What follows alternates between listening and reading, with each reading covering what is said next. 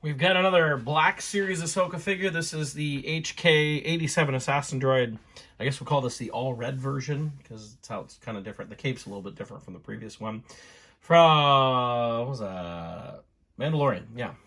You can see the artwork there on the side. He is number 5. Let's open him up and check him out. So I've heard the complaints out there that he's mostly red, and they could have had more detail in the face, and people aren't wrong. It's just all...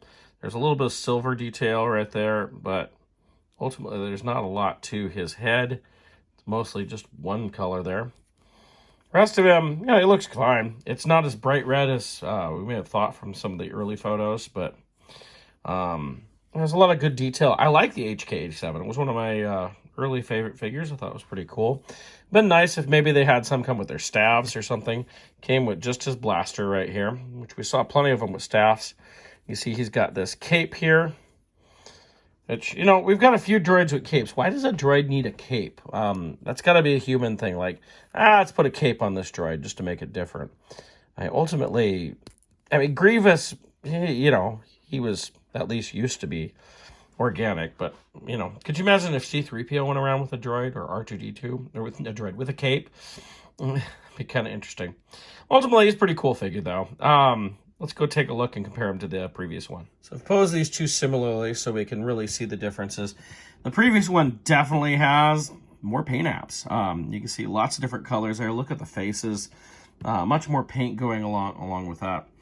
You know, there's details on this new one, but details are missing. They definitely have two different capes. This one has kind of like half a robe, it almost seems like. It also has a belt and some rope, whereas he just has a cape. So this new one definitely has less of everything. Less paint apps, less accessories, less all around.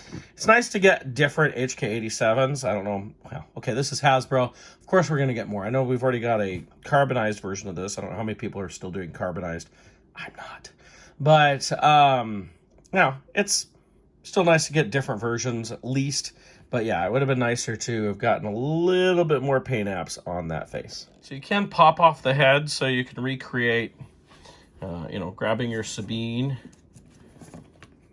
Here we have Sabine. Of course, she was in a medical robe, right? She could be working on the head, but, you know, just saying you could do that if you really wanted to. Head popped off pretty easily. While messing around with him, I noticed a few features here.